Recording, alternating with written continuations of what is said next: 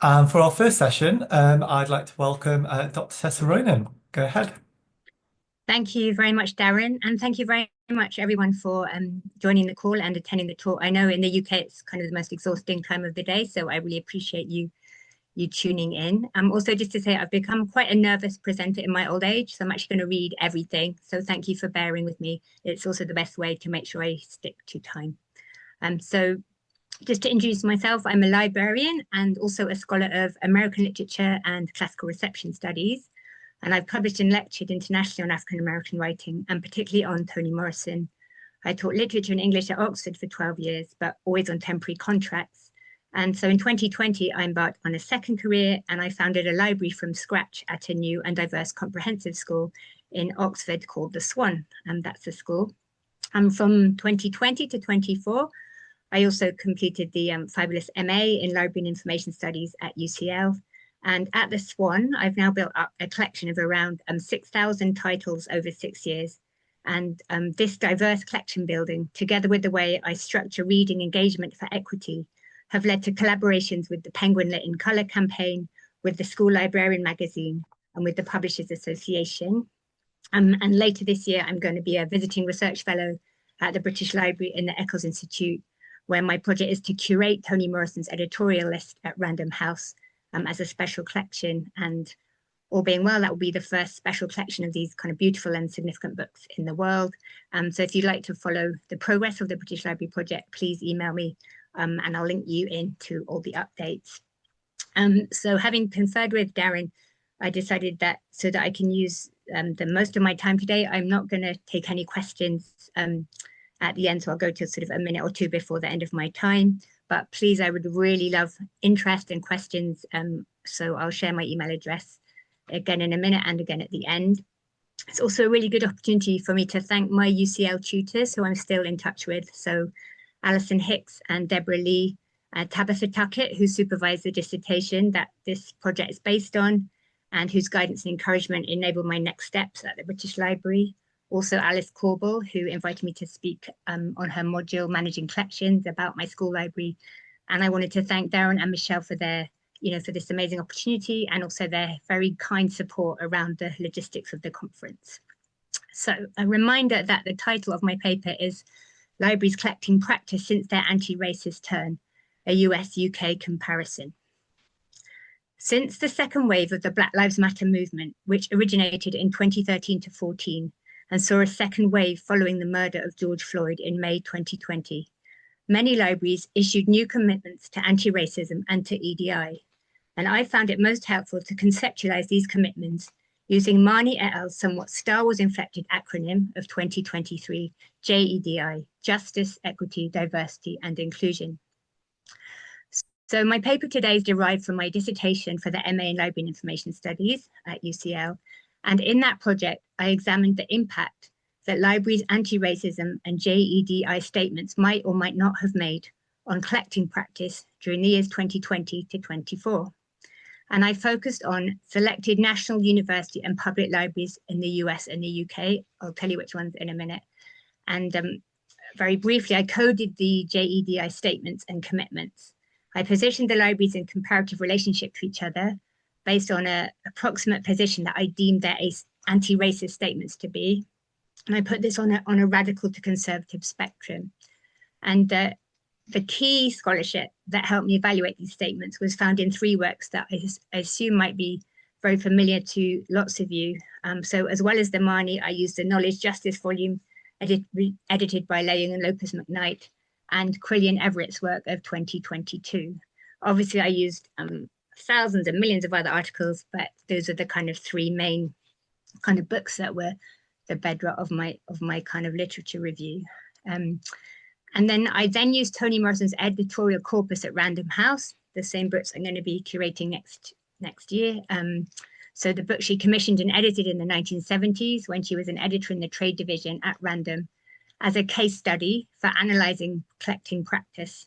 So I put them in connection with the anti-racist statements at the same libraries. So in analysing the relationship between the key libraries' self-positioning in JEDI and their holdings in and curation of the titles that Morrison brought to fruition in the 70s, I focused on three key questions. Has the Black Lives Matter movement led to any increase in the presence or change in the curation of these titles in my selected libraries? Are there any striking correlations or non-correlations between the radicalness of a library's self-positioning on JEDI and its holdings in and curation of the Morrisonian editorial corpus? And what insights do comparisons between different libraries yield in this exploration, whether US versus UK, national versus academic or public, and legal deposit or non-legal deposit? And my hope is that my project at the same time implicitly poses broader and overarching questions that are very significant to theorists, practitioners, readers, and indeed society as a whole. So to what extent has the Black Lives Matter movement and the related anti-racist turn at libraries influenced what books are on our library shelves? Are libraries' JEDI statements borne out by their collecting practice? Is collecting practice consistent with libraries' JEDI statements? So due to time constraints, probably a great relief to you to hear that the focus of today's paper is on my findings rather on the rationale for the project or on its methodology. So I'll just give the briefest outline of the latter. To recap, in the dissertation, I was focusing on the relationship between the 10 selected library statements about justice, equity, diversity, and inclusion, and their holdings in 10 of the key titles that Morrison commissioned and edited. So these are the libraries, 5 in the US and 5 in the UK, a variety of national, academic, and public. And there are 4 horrible slides coming that I'm not expecting you to read, but just to give you a sense of things, these are the statements or the policies that I analysed in the US and the UK libraries. So, for example, Boston Public Library's Racial Equity Commitment and Action Plan of 2021, or Harvard University Library's Commitment to Anti-Racism, which was undated. And then in the UK, the Goldsmiths Liberate Our Library blog, for example, or the British Library's Action Plan for Racial Equality of 2022. For the record, some of these statements are no longer on the library's website and or have been revised since I did my initial research, but I do have copies of all the statements that I analysed, so please let me know if you'd like to see those or know more. And then these are the 10 titles commissioned and edited by Morrison that I used in the case study. And so what I basically did was I did a holdings review of these 10 titles in all of their US and UK editions where applicable at each of the 10 libraries. And then I compared the holding figures with the political stance of each library's anti-racist statements and or their JEDI commitments. I had to indulge myself. So here are some front covers of some of the books Morrison commissioned and edited. Obviously today I'm not allowed to talk about the nature of the list or the compelling parallels between the 1970s moment in publishing and the 2020s moment in libraries, which is really interesting. But that was one rationale about why the collection makes such a compelling one as a case study in this context. But again, I'd be really happy to talk about that further. And these are the beautiful covers of the 10 books that were in this dissertation project. I'm deeply invested in the history and the future of these books. So thanks for indulging my wish to share their fabulous as objects with you. And so what I was really seeking to discover in my dissertation was whether or not major libraries have been collecting and cherishing these titles as they ought to be, and had Black Lives Matter or the anti-racist turn at libraries had any positive impact on these books' fate in particular. So a last mention of the methodology, just to show a tiny bit of the workings. At the 10 libraries, I coded the anti-racism and JEDI statements, sometimes the collection policies, collection management policies where JEDI was a feature of those. And then I plotted each library on a spectrum ranging from radical to conservative. As you can see, and as you've heard, I am not a social scientist, so this is where this gets quite dodgy. But for the purposes of my project, radical means an outlook most informed by critical race theories, conceptions of social justice, structural racism, and whiteness. And conservative means outlooks characterized by liberal multiculturalism and the discourse of inclusion. All of these concepts are, of course, discussed by Leung and Lopez McKnight in their introduction. So I freely acknowledge that this spectrum, this table of this spectrum is quite clumsy. and very easy to find fault with.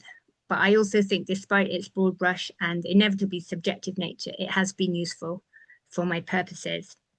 You should note as well that Howard University and Oxfordshire Public Libraries, for very different reasons, had and have no anti-racism statements or explicit JEDI inflected collections documents. So I then did a holdings review of the 10 titles from Morrison's list at the 10 libraries. And those are the titles, a reminder. And for the holdings review, I counted all the US and UK editions of the same work, not just the Random House first editions. And this was a very long process involving an individual table of results for each work, which I'll definitely spare you, sorry, Freudian slip. I will definitely spare you the individual tables of each, the holdings review for each work. But here is the kind of holdings review of the 10 titles at the US libraries and the UK libraries combined. And so you can see from the figures at the bottom, very unsurprisingly, the US libraries together hold far more of the titles in all editions, 135, than do the UK libraries, which hold or held just 36. So there was some interesting kind of side findings that I thought I might share with you. So the US libraries tend not to collect the UK editions of the titles, but the UK libraries perform better in collecting the US editions of the title, especially at the British Library. And the British Library stands out from the other UK libraries for its holdings in US editions. And the hold in the US editions, interestingly, appeared to be a priority at the British Library. So, yeah. Okay, so I then put all of my findings together in a comparative form. So I put the holdings figures alongside my analysis of the library self-presentations so that I could see what kind of relationship there was between a library's self-presentation on JEDI and its collecting practice. So, in a way, there's a massive drum roll, but there's also a slight sense of anticlimax around this slide, because this is the table that plots the results of all my research. And what I did here was to map the total figures of the holdings from Morrison's list at each library onto the diagram of the libraries arranged across a political spectrum. You will recall that Howard and Oxfordshire libraries have no self-positioning documents on JED and I, so I couldn't plot them. And kind of obviously, the US universities are red and the UK in white.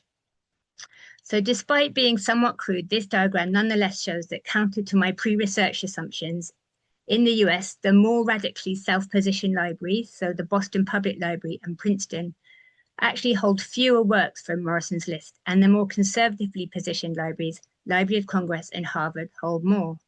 The same is true in the UK. Goldsmiths and UCL are at the radical end of the spectrum when it comes to self-presentation on JEDI, but they have the lowest holdings figures from Morrison's list. And the obvious and important exception to this pattern is the British Library. That institution holds the most items from the list in the UK, 18, but I plotted it here as radical liberal on the spectrum. So those are just a kind of recap of the key findings that I just highlighted.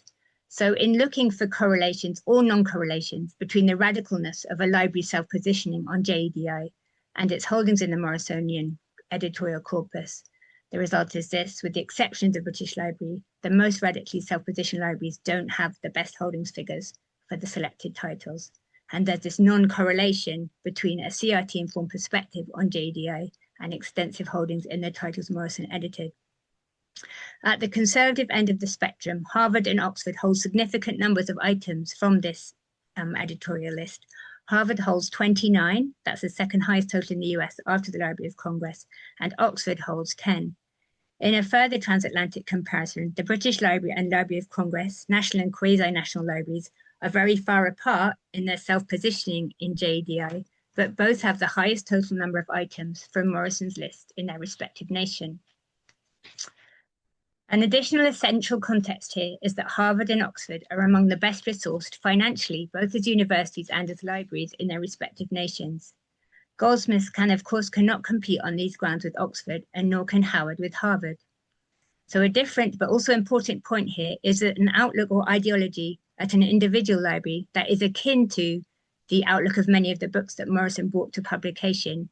So strongly activist, explicitly anti-racist, invested in racial justice, intersectional, has not in itself enabled strong holdings in the titles. Princeton and the Boston Public Library, for example, are both at the more radical end of the JEDI spectrum, but have the two lowest Morrison totals at the selected US libraries. And similarly, UCL and Goldsmiths are both at the more radical end of the spectrum and have the two lowest Morrisonian totals at the UK libraries. Goldsmiths, despite its deeply impressive Liberate the Library project, held only two of these items, one fewer than did Oxfordshire libraries, and UCL at the time of my research held only three, the exact same number held by the County Library Service. The broad conclusion that can be drawn there is that it's spending power and not political outlook or ideology, which has enabled strong holdings in the Morrisonian editorial corpus. Howard University Library, Howard University Library merits a special mention because its total holdings from Morrison's list, 26, places it above both Princeton and the Boston Public Library.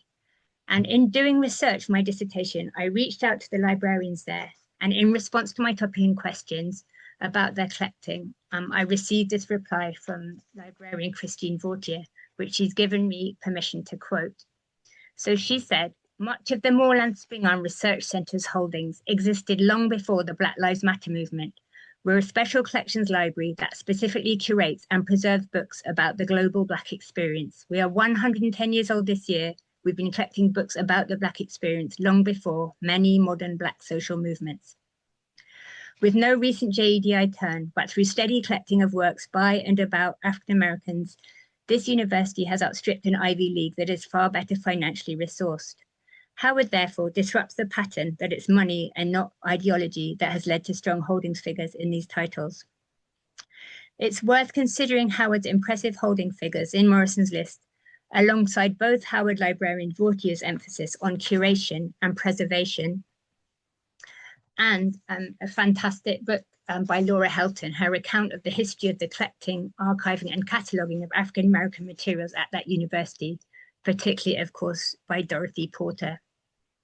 So the book Scattered and Fugitive Things, How Black Collectors Created Archives and Remade History, I can't recommend it strongly enough. So evidently, money's not the only way to achieve strong holdings in books about the global Black experience. The specific long-term collecting priorities and practices that Howard exemplifies have been successful thus far without huge financial backing. Let's return now to my initial question. How might the Black Lives Matter movement have affected what books are on our shelves? To determine whether Black Lives Matter and libraries' JEDI turn have influenced acquisitions and holdings in the selected titles on Morrison's list requires knowledge of the accession or the acquisition or cataloguing dates of these titles. To make my project manageable in scope, I focused in this regard on two of the best-known works on the list, an autobiography by Angela Davis and The Black Book, edited by Middleton Harris, which were both initially published in 1974. I did a deep dive into the collecting history of these two works. I found out that dates of accession, purchase, or cataloguing are not recorded on the public accessible catalogue record for either the Davis or the Harris at any of my 10 selected libraries. As an important aside, therefore, I found out it was only possible to reconstruct the collection history of an item in libraries which still use accession date stamping. Where there is no accession date stamping, the collection history, sorry, I don't know what's happened, lost a slide there. Here we go. So where there's no accession date stamping, the collection history is invariably lost. Some examples of what the accession date stamping can teach us are as follows. So focusing on the Davis, the US first edition of Angela Davis, published in 1974, has a body and accession stamp date of 1975. That's actually not the one in this image, but I just wanted to show you some stamps. These are from Davis, but the Bodleian one's a different edition. This is interesting because as a US edition, it would have been consciously purchased by Oxford rather than acquired through legal deposit. Interestingly, the British Library also consciously purchased this edition. That is the correct one on the left, evident through its red accession date stamp in that item. The British Library accession stamp date says 1993, however, and it's difficult to surmise why, amid a range of hypotheses, this title would be acquired not in the 70s, but in the early 1990s. Another interesting fact I acquired about Davis's autobiography is that Oxford, UCL, and the Boston Public Library all informed me they didn't consciously purchase the title in digital format, but that the ebook came as part of a subscription package. And so although this suggests the title itself was not a priority influenced by Black Lives Matter or the JEDI turn in librarianship, in the UK libraries, the correlation between the nature of the databases subscribed to in those dates and the start dates of these subscriptions suggests there may be a connection between the two. So one of the Oxford databases is Alexander Street, Black Thought and Culture, and the UCL database is ProQuest Black Studies. Another one is Black Thought and Culture. So one question for a different research project could be whether the biggest influence on the collecting of collecting since the anti-racist turn has been on subscriptions to digital databases and packages. So I'm coming now to my last big point in this paper today. And one of the most striking discoveries in my project as a whole was the emergence of 2016 as the year in which 3 libraries, Princeton, UCL, and Goldsmiths, all acquired either a first or a second edition of Angela Davis's autobiography. So I discovered this information through emailing respective librarians to ask about the date and the motive for the acquisition. Princeton purchased its 1974 item for its special collections in July 2016. I'm quoting from the email now because it's a first edition and an author presentation copy. UCL purchased a second-hand copy of that same first edition in February 2016, following a teaching request, and Goldsmiths has no record of purchase, but noted that its sole copy of the Davis, the 1988 second edition, was first borrowed in 2016. It's interesting that Princeton's acquisition is canonically motivated. It's a just-in-case addition to the collection, whereas at UCL, the purchase was a just-in-time acquisition made to fulfill a teaching request and reading list requirement. This cluster around 2016, small though it is, and therefore in no way representative, is probably the most significant finding of my project.